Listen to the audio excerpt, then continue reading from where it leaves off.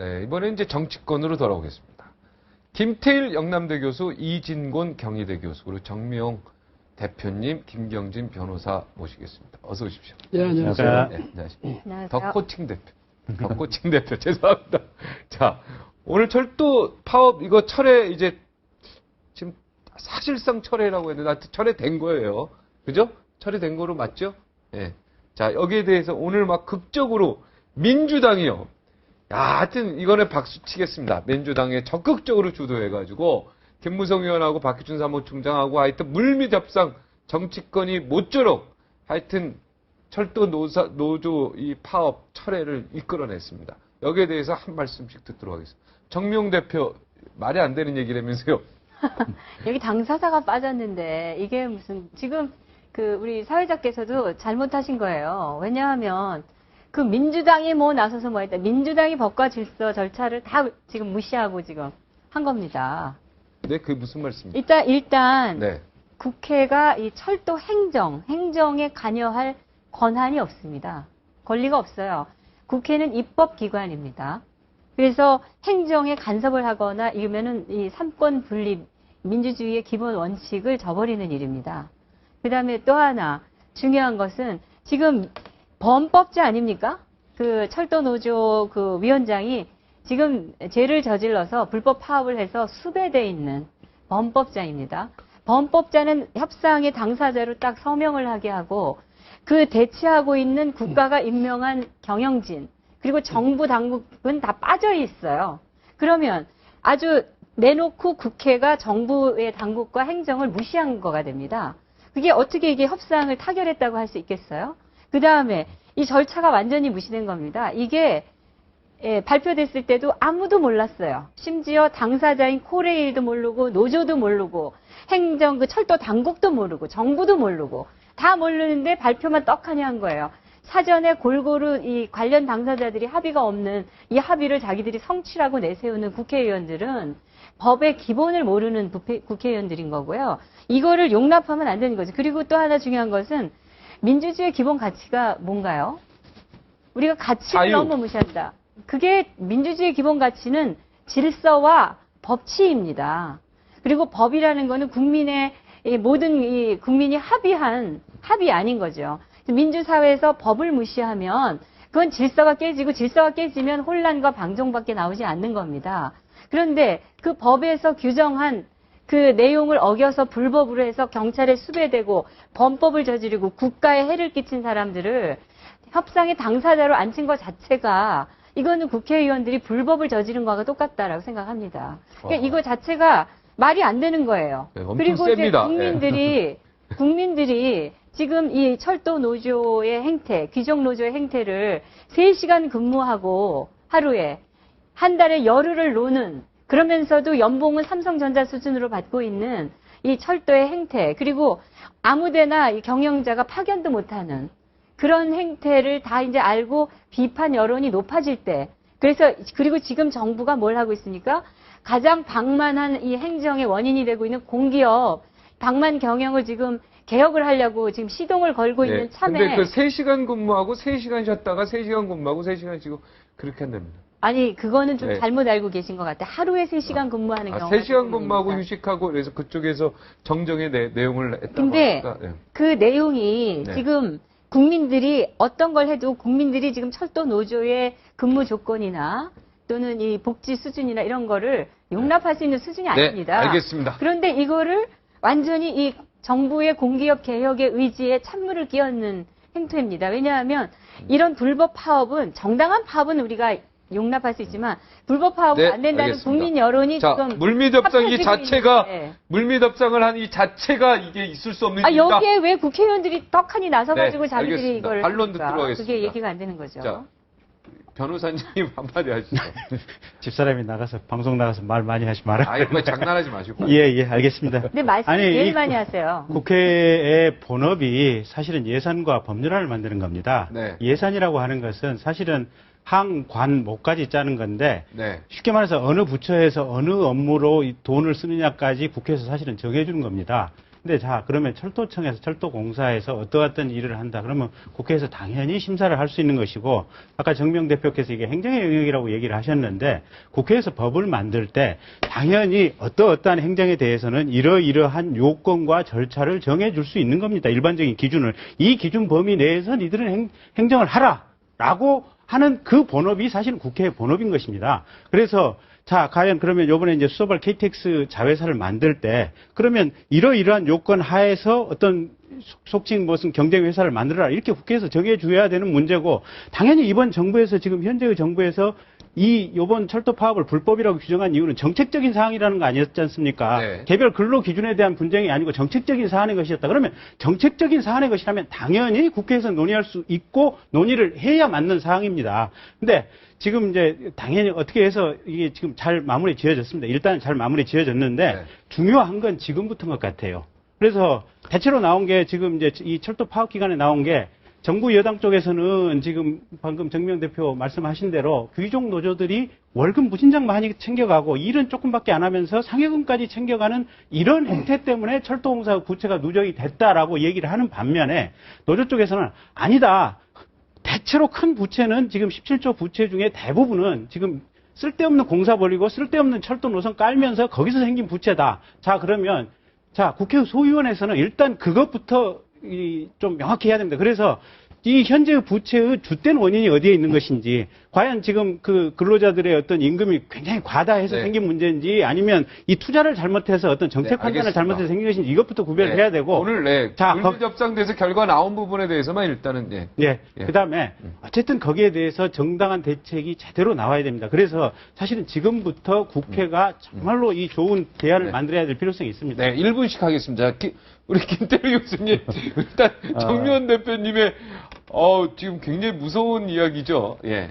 저는 이제야 정치를 하는구나. 그러니까 저도 이렇게 생각을 했었는데 우리 정면 왜냐하면, 대표는 한 대 맞은 듯한 느낌이. 노사 관계에 정부가 개입할 수 있고요. 네. 국회도 개입할 수 있다고 생각합니다. 왜냐하면 국회도 개입할 수 국회라고 있다. 하는 것이 이익을 타협하고 조정하는 그 장이지 않습니까? 네. 이번에 무슨 강제적 조치를 통해서 당사자를 협상장으로 멱살 잡고 끌고 나온 게 아니고, 어쨌든 그 판을 만드는데 기본적인 어떤 틀을 제공한 것이니까 뭐 그건 아주 잘한 일이라고 생각을 하고요. 특히 이번 과정을 지켜보면서 초기에 이제 정부가 청와대나 뭐 또 담당 부서들이, 특히 이제 경찰과 같은 또 공안 기관들이 이 문제를 다룰 때 너무 일방주의적으로 그 문제에 개입을 했다 하는 생각이 들고요. 막 그런 점을 좀 극복하기 위해서 이제 국회가 일정한 노력을 하는구나라는 생각을 합니다.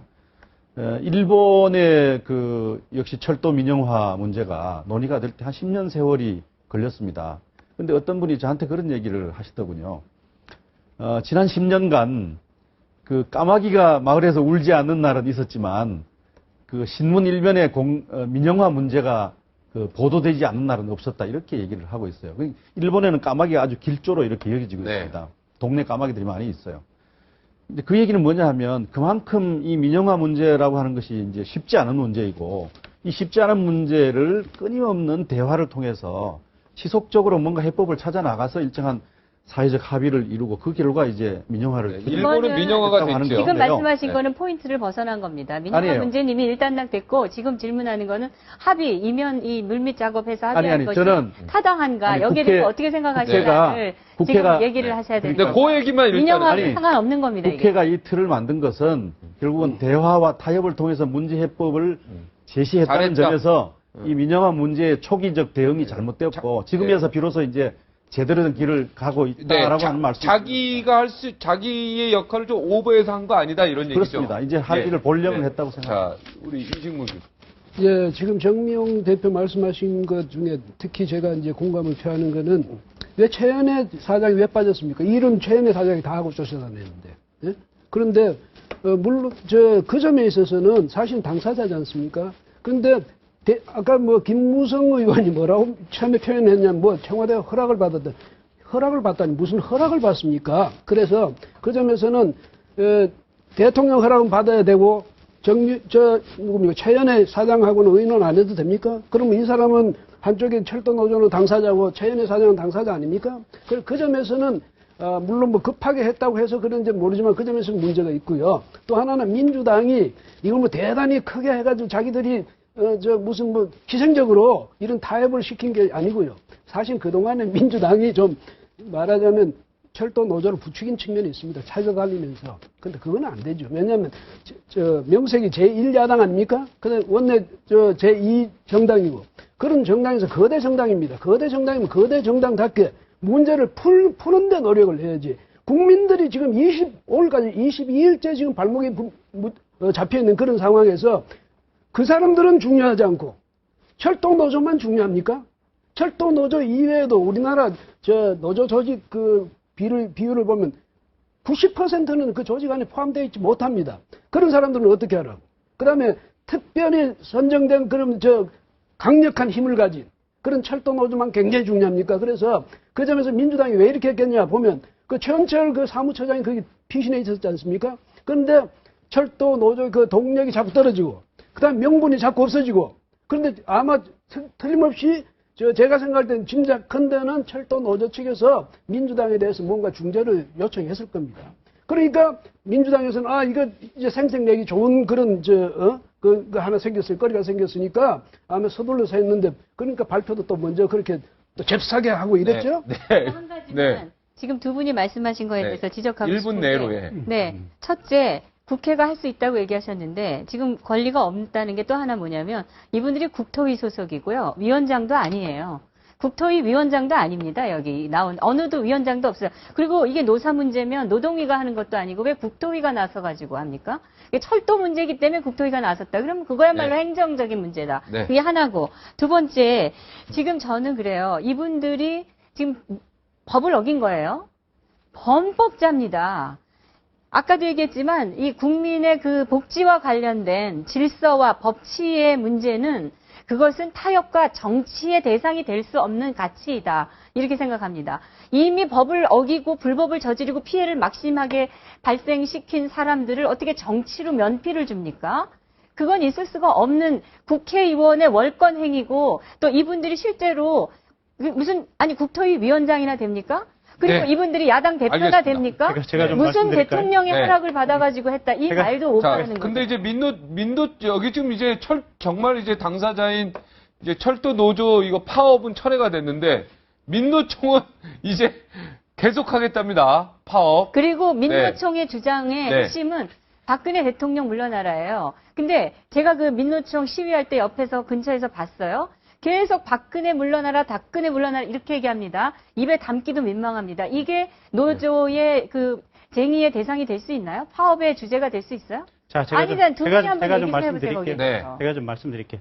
자, 소소한 형식 논리를 따지고 보면 이게 원래 법에 보면 이게 근로기준만 가지고 노동쟁의를 할 수 있어요. 그러니까 노동쟁의의 대상이 안 된다고 하는 정부의 얘기가 맞을 겁니다. 그런데 그럼에도 불구하고 국민들이 이 철도 파업에 대해서 상당수가 지지를 보냈던 건 뭐냐면 그만큼 국민들의 불안이 있었던 겁니다.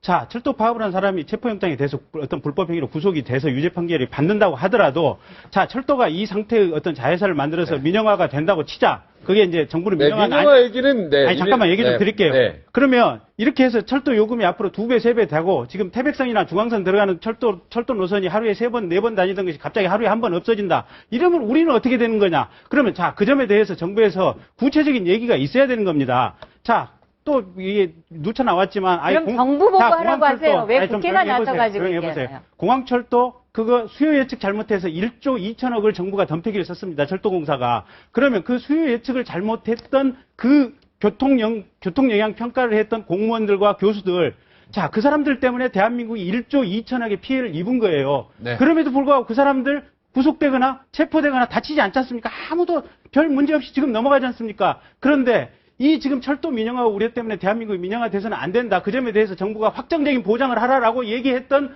철도 노조 조합원들은 직역을 간단 말입니다. 자, 소소한 이런 법치를 가지고 얘기를 한다면 철도 노조원들이 잘못했겠죠. 근데 국민들 입장에서 큰 시각에서 본다면 철도 노조원들 하는 얘기가 큰 입장에서 보면 이해가 가고 그 사람들 말하는 게 우리가 충분히 공감이 자, 되는 민노총은 계속 파업하겠다는 거에 대해서는 어떻게 생각하세요? 아니, 법으로 따지면 불법이죠. 네. 법으로 따지면 자, 우리 김태우 교수님. 저는- 민노총 계속 저는- 파업하겠다는 아니 얘기죠. 법으로 안 따지면 뭘로 따집니까? 있습니까? 근데 법 이전에 큰 정치, 큰 예산, 도둑놈들이 수십조씩, 국가 예산 말아먹는 것은 아무 어떤 책임 없이 그냥 면피가 되고. 지금 변호사님, 철도 지금 파업에서 엄청난 얘기하신 거예요. 시멘트 지금 누가 수십조 원씩 누가 도둑놈들이라는 거예요? 누가 자, 도둑놈들이라는 거예요? 잠깐만요. 그런 그래서 식으로 따지고 보면 그런 과거에 저런 역대 본질적인 대통령 부분에 때문에 했던 거다 대해서는 뒤져야 됩니다. 국가가 아무런 통제를 안 하고 넘어가는 상황이고 이 김대중 소소한 대통령, 걸 노무현 가지고는 대통령 때 이 사람들이 그런 마치 것까지 엄청난 다 뒤져요. 범죄자인 것처럼 국가가 몰아가고 방송에서 몰아가는 이 시스템 자체가 잘못된 겁니다. 자, 이제 예산안 넘어가겠습니다. 이렇게 여야가 어찌됐든 물밑협상을 통해서 예산안을 이렇게 물밑협상을 통해서